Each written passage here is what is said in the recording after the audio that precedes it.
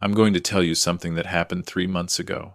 Something that changed everything I thought I knew about family, loyalty, and the people we trust most. Let me start with this. On the morning of my wife Catherine's funeral, my son-in-law Derek stood in the doorway of the home I'd lived in for 42 years and said, "Robert, I need you to understand something. This house belongs to my wife now. You have 60 days to find somewhere else to live." Catherine had been gone less than a week. I stood there in my living room, still wearing the black suit I'd bought for her service, and I didn't say a word. I just looked at him.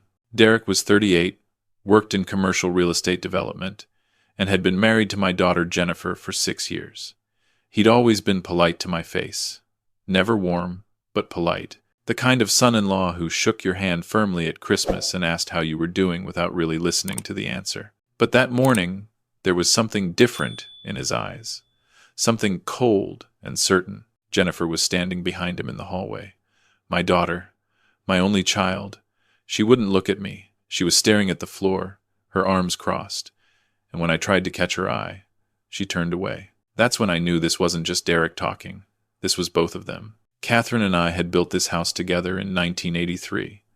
We'd picked out every tile, every fixture, every paint color. We'd raised Jennifer here. Catherine had died here, in our bedroom, with me holding her hand. The doctor said it was pancreatic cancer, 6 months from diagnosis to the end. She was 71 years old. And now, 6 days after we buried her, I was being told to leave. Derek cleared his throat. "I'm not trying to be unreasonable," he said. "I know this is difficult. But legally, the property transferred to Jennifer upon Catherine's death. That's how the deed was structured. I've already spoken with our lawyer." I finally found my voice. "What are you talking about?" He pulled a folded document from his jacket pocket and handed it to me. It was a property deed. I recognized Catherine's signature at the bottom. The date was from 18 months ago, around the time she was first diagnosed. Catherine added Jennifer to the title. Derek said, "Joint tenancy with right of survivorship. When she passed, the house automatically became Jennifer's sole property. I assumed you knew about this." I looked at Jennifer. "Did you know about this?" She still wouldn't meet my eyes. "Mom wanted to make sure everything was taken care of," she said quietly. "She said it would be easier this way. Less complicated." "Easier for who?" Derek stepped forward. "Robert, I understand you're upset, but the facts are the facts. This is Jennifer's house now, and we've decided to sell it. The housing market in Calgary is strong right now, and this property is worth quite a bit. We've already had it appraised." I felt something cold settle in my chest. "You've had it appraised. We're not trying to hurt you," Jennifer said, still looking at the floor. "But Derek and I have plans. We want to buy a bigger place. We want to start a family. This house is our opportunity to do that." I sat down on the sofa. The same sofa Catherine and I had bought together in 1991. She'd wanted blue. I'd wanted gray. We'd compromised on a soft teal that she said reminded her of the ocean. "Where am I supposed to go?" I asked. Derek shrugged. "There are plenty of options. Retirement communities, assisted living facilities. You're 73, Robert. You shouldn't be managing a house this size on your own anyway." "I'm perfectly capable of managing my own home." "Are you?" Derek's voice had an edge now. "Because from what Jennifer tells me, you can barely keep up with the yard work. The furnace needs replacing. The roof probably has another 5 years at most. You're looking at major expenses. And from what I understand, you're on a fixed income, a pension, and some savings. That's not going to cover what this place needs." I looked at Jennifer. My daughter. The little girl I'd taught to ride a bike. The teenager I'd stayed up with when she had nightmares before her university exams. The woman I'd walked down the aisle 6 years ago. "Is this really what you want?" I asked her. She finally looked at me. Her eyes were red, but I couldn't tell if it was from crying or lack of sleep. "I want what's best for my family," she said. "Derek and I are a family now. We have to think about our future. And I'm not part of that future." "Don't twist this around," Derek said sharply. "We're giving you 60 days. That's more than generous. Most people would give you 30. You'll have time to find a place, get settled. We'll even help you move if you need it." I stood up. My legs felt shaky, but I kept my voice steady. "Get out of my house." Derek raised his eyebrows. "Excuse me?" "You heard me. Get out." Both of you. Robert, this is Jennifer's house now. Legally, we have every right to be here. In fact, legally, you're the one who needs to leave. I walked to the front door and opened it. Get out. Now. Or I'm calling the police. Derek looked at Jennifer. She hesitated, then nodded. They walked out together, Derek's hand on her lower back in that possessive way of his. At the door, Jennifer paused and looked back at me. Daddy, I'm sorry. I really am. But this is what needs to happen. I closed the door in her face. Then I sat down on the floor in the hallway, and I cried for the first time since Catherine died. I didn't leave the house for 3 days. I didn't answer the phone. I didn't respond to the emails Derek sent with links to retirement communities and information about estate sales. I just sat in the house that Catherine and I had built together and tried to figure out what had gone so wrong. On the 4th day, there was a knock at the door. I thought about not answering, but something made me get up and look through the peephole. It was my neighbor, Margaret Chen. She was standing on the porch holding a casserole dish. I opened the door. Robert, she said gently, I brought you some food. May I come in? Margaret was 75, a retired family law attorney who'd lived 3 doors down for the past 20 years. She and Catherine had been close friends. They'd belonged to the same book club, volunteered together at the community center. I let her in. She put the casserole in the fridge, made us both tea, and sat down at the kitchen table. I saw Jennifer and her husband leaving the other day, she said. You looked upset. I told her everything. The deed, the 60 days, the appraisal. When I finished, Margaret was quiet for a long moment. Did Catherine ever discuss this with you? She asked. Adding Jennifer to the title? No. She never said a word. That's odd. Why? Margaret wrapped her hands around her tea mug. Because Catherine and I talked about estate planning quite a bit, especially after her diagnosis. She was very concerned about making sure you were taken care of. She asked me dozens of questions about wills, trusts, property transfers. She wanted to make sure everything was protected. Protected from what? She didn't say explicitly, but I got the impression she was worried about Jennifer's marriage. She mentioned a few times that Derek was very focused on money, that he'd made comments about how much this house was worth, how valuable the property was. I felt something shift in my chest. You think Catherine was trying to protect the house from Derek? I think Catherine was trying to protect you from Derek. And if she added Jennifer to the deed, there would have been a reason. Catherine was too smart to do something like that without thinking it through very carefully. Margaret pulled out her phone. Do you have a copy of the deed Derek showed you? I'd taken a photo of it before he left. I showed it to Margaret. She studied it for several minutes, zooming in on different sections. This is interesting, she said. What? This isn't a standard joint tenancy deed. Look at the language here. Joint tenancy with specific conditions and limitations, as outlined in attached codicil. There's supposed to be an additional document attached. Did Derek show you anything else? No. Just this. Margaret's expression was grim. Robert, I think you need to speak with an estate attorney. Today, because if there's a codicil that Derek conveniently didn't mention, it might change everything. I called a lawyer that afternoon. His name was Thomas Wright, and Margaret recommended him. He'd handled several complex estate cases and had a reputation for being thorough. He agreed to see me the next morning. That night, I went through Catherine's office. She'd kept meticulous records of everything. Bills, receipts, correspondence, financial statements. I found her filing cabinet and started looking through the folders labeled Legal and Property. In a folder marked Estate Planning 2023, I found it. An envelope with my name on it in Catherine's handwriting. Inside was a letter. My dearest Robert, it began. If you're reading this, then I'm gone, and I'm so sorry I'm not there with you. I hope you know that every day I spent with you was a gift. You made my life beautiful. I had to stop reading for a moment. I could hear her voice in my head, see her face. I need to tell you something important, the letter continued.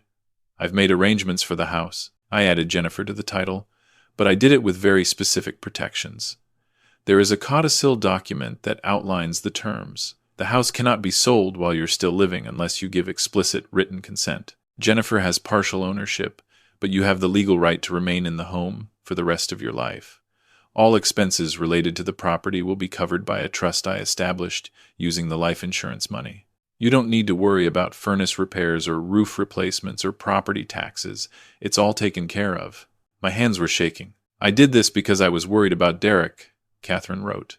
I love our daughter, but I don't trust her husband. He's asked me several times about the value of the house, about what would happen to it when we're gone. He's made comments about how much money Jennifer will inherit. It made me uncomfortable. I wanted to make sure you were protected.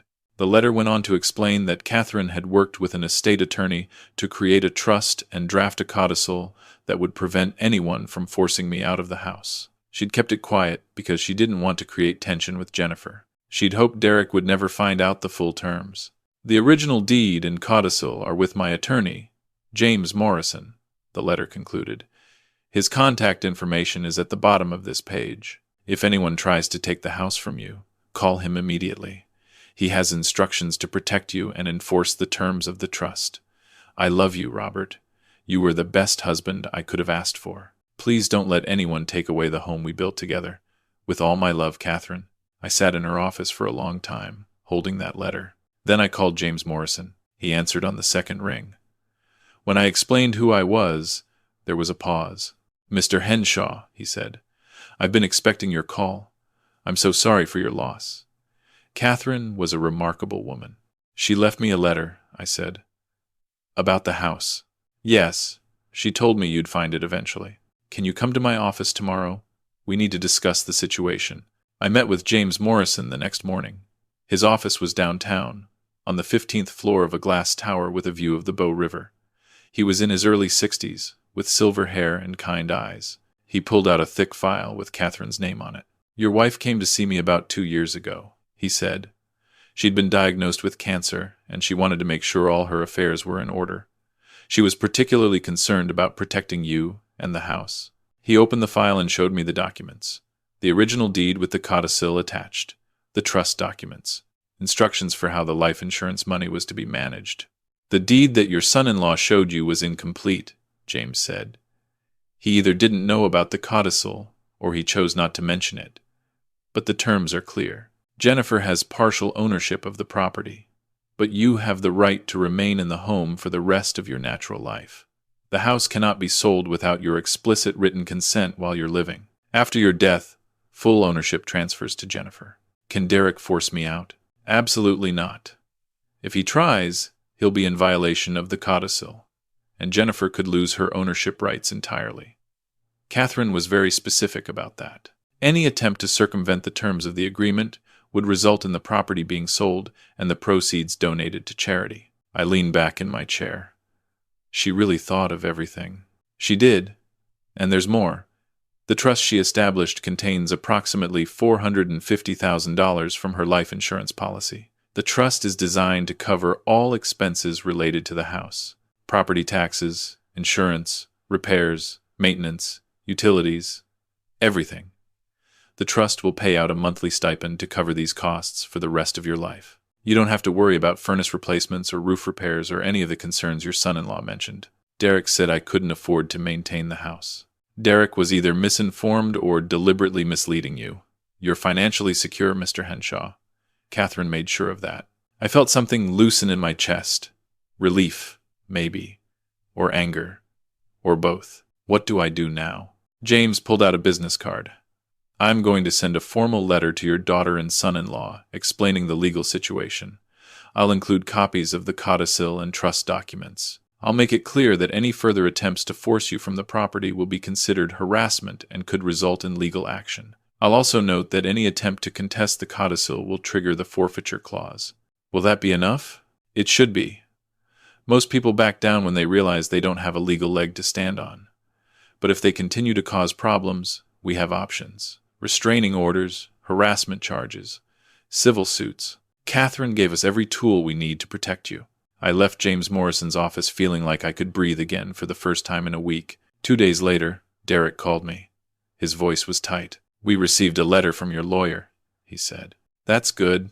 Then you know the situation. Robert, I think there's been a misunderstanding. We didn't know about the codicil. Catherine never mentioned it to Jennifer. That doesn't change anything. There was a long pause. Jennifer is very upset. She feels like her mother didn't trust her. Maybe her mother didn't trust you. That's not fair. Isn't it? You showed up 6 days after my wife's funeral and told me to pack my bags. You had the house appraised. You were ready to sell the home we built together and put me in some retirement facility. What part of that is fair? Derek's voice changed, got harder. You do realize this makes things very complicated for us, right? Jennifer was counting on that money. We've already made plans based on what we thought the house was worth. Then you should have asked more questions before you made plans. This is ridiculous. You're an old man living alone in a 4-bedroom house. You don't need all this space. It's selfish. It's my home. It's Jennifer's home, too. Her mother gave it to her. Her mother gave her partial ownership with very specific restrictions. And if you keep pushing this, Derek, Jennifer loses everything. Is that really what you want? He hung up on me. Jennifer called me an hour later. She was crying. Daddy, why didn't you tell us about the codicil? I didn't know about it until 2 days ago. Your mother left me a letter. She explained everything. She didn't trust me. She didn't trust Derek. And based on how he's acted, I'd say she was right not to. That's my husband you're talking about. I know exactly who I'm talking about. He tried to take my home, Jennifer. 6 days after we buried your mother. She was quiet for a long time. We need the money, Daddy. Derek's business is struggling. We have debts. We thought selling the house would solve everything. So you were going to solve your financial problems by making me homeless. We weren't going to make you homeless. We were going to help you find a nice place. I have a nice place. The place I've lived in for 42 years. The place I built with your mother. The place she made sure I could keep. I don't understand why she did this, why she made it so complicated. She did it because she loved me, and because she knew Derek would do exactly what he did. Jennifer was silent. Then she said, very quietly, I'm sorry, Daddy. I know you are. Can we fix this? Can we figure something out? There's nothing to figure out. I'm staying in my house. You have partial ownership, but you can't sell it while I'm alive. That's the deal your mother set up. If you don't like it, you can talk to a lawyer, but you won't win. And if you try too hard, you'll lose everything. Derek says we should contest it. He says there must be a way. Derek is wrong, and if he pushes this, you'll both regret it. She hung up. I didn't hear from either of them for 3 weeks. During that time, I started going through more of Catherine's things. I found journals, letters, old photos. I found a diary entry from about a year ago where she'd written about Derek, about how he'd asked her point blank what the house was worth, about how he'd suggested that when she and I were gone, Jennifer could sell it and really set themselves up financially, about how uncomfortable it had made Catherine feel. I don't think Derek married Jennifer because he loves her, Catherine had written. I think he married her because he saw opportunity, a good job, a stable family, valuable assets down the road. I hate thinking this way about my daughter's husband, but I can't shake the feeling that he's counting the days until we're gone and Jennifer inherits. I need to protect Robert. I need to make sure he's taken care of, no matter what Derek tries to do. She'd been right about everything. Margaret came by one afternoon with more food. We sat in the kitchen and I told her everything that had happened. The letter, the codicil, the trust, the phone calls. Catherine was brilliant, Margaret said. She saw exactly what was coming and she prevented it. I miss her so much. I know, but she's still protecting you. Even now, I don't know if Jennifer and I can fix this. Margaret was quiet for a moment. Robert, I'm going to tell you something hard. Sometimes people show you who they really are in crisis. Jennifer showed up at your door 6 days after her mother's funeral and told you to leave your home. That tells you something important about who she is right now. Maybe Derek is influencing her. Maybe she's under a lot of pressure.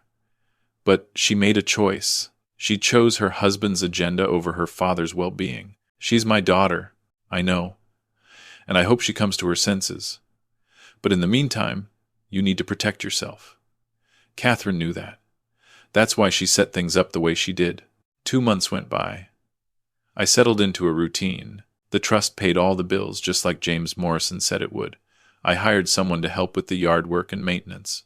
I started volunteering at the library downtown, same place Catherine used to volunteer. I made new friends. I learned to cook meals for one, and I didn't hear from Jennifer or Derek. Then, on a Tuesday morning in November, there was a knock at my door. It was Jennifer. She was alone. She looked thinner than I remembered, and tired.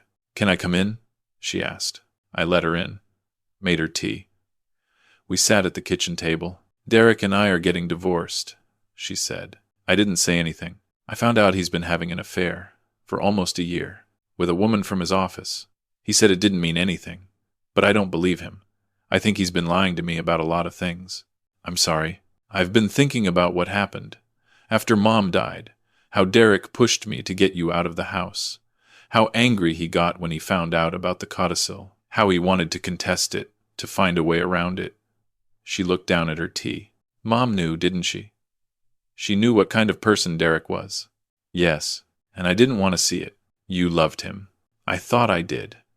But I think what I really loved was the idea of him, the life we were supposed to have together, the plans we'd made. I didn't want to admit that Mom might be right about him. Your mother loved you very much. She wasn't trying to hurt you. She was trying to protect both of us." Jennifer started crying. "I'm so sorry, Daddy. I'm so sorry for what I said, what I did. I should have stood up for you. I should have told Derek no. I let him convince me that what we were doing was reasonable, that it was business, that it was just the smart thing to do. But it wasn't. It was cruel. And I was cruel." I reached across the table and took her hand. "I forgive you," I said. She looked up at me, tears streaming down her face. "How can you forgive me?" "Because you're my daughter. Because people make mistakes. Because you're here now, trying to make it right." We talked for hours that day. About Derek, about the divorce, about what came next. Jennifer moved into a small apartment downtown. She started seeing a therapist. She came by the house every Sunday for dinner. It took time, but we rebuilt our relationship. Slowly, carefully. With a lot of honest conversations about what had happened and why. One Sunday, about 6 months after Jennifer moved out from Derek's place, she brought over old photo albums. We sat in the living room and went through them together. Pictures of her as a baby, as a kid, as a teenager. Pictures of Catherine and me at our wedding. Pictures of the house being built, frame by frame. "Mom really loved this place," Jennifer said. "She did. We both did. It was ours. I understand now why she set things up the way she did. She wasn't trying to keep me from inheriting. She was making sure you had a home. She knew I'd be okay, but she worried about you. Your mother worried about everyone." Jennifer looked at me. "When you're gone, Daddy, when the house is mine someday, I'm not going to sell it. I'm going to keep it. Maybe fix it up a little, update some things, but I'm going to keep it in the family. Because it's not just a house. It's where we all lived together. It's where our family was." I felt my eyes get wet. "Your mother would like that." "I think so too." Derek tried to contest the codicil eventually, just like I knew he would. His lawyer argued that Catherine had been under duress when she drafted it, that she hadn't been in her right mind due to her illness. But James Morrison had anticipated that. He had medical records showing Catherine had been fully competent when she made her estate planning decisions. He had documentation of every meeting, every conversation, every decision she'd made. The judge threw out Derek's case in less than 20 minutes. Derek tried one more time, filing a complaint that the trust was improperly funded, that the life insurance money should be part of Jennifer's marital assets. But the trust had been established before Jennifer's marriage, and the terms were ironclad. He lost again. After that, Derek disappeared from our lives. Jennifer heard through mutual friends that he'd moved to Vancouver, started over with someone new. She didn't care. She was building her own life, one that didn't revolve around someone else's ambitions and schemes. I'm 76 now. I still live in the house Catherine and I built together. The garden she planted is still blooming every spring. The kitchen we renovated in 1998 still has the tile backsplash she picked out. Her books are still on the shelf in the living room. Her paintings are still on the walls, and Jennifer comes by every Sunday. Sometimes she brings her new partner, Alex, who's a teacher and makes her laugh. Sometimes she comes alone and we just sit and talk about Catherine, about life, about the choices we make and the people we trust. I think about Catherine every day, about her kindness, her intelligence, her ability to see things clearly even when the people she loved couldn't. She knew exactly what Derek was. She knew exactly what might happen after she was gone, and she made sure I was protected, not just financially, though that mattered, but emotionally. She made sure I had a home a place that was mine, a space where I could grieve and heal and build a new life without her. She gave me that gift. And in the end, she gave Jennifer a gift too. The gift of seeing clearly. The gift of learning from mistakes. The gift of understanding that real family isn't about money or houses or inheritance. It's about showing up, about standing by each other, about choosing love over greed. I think Catherine would be proud of both of us. I know I am.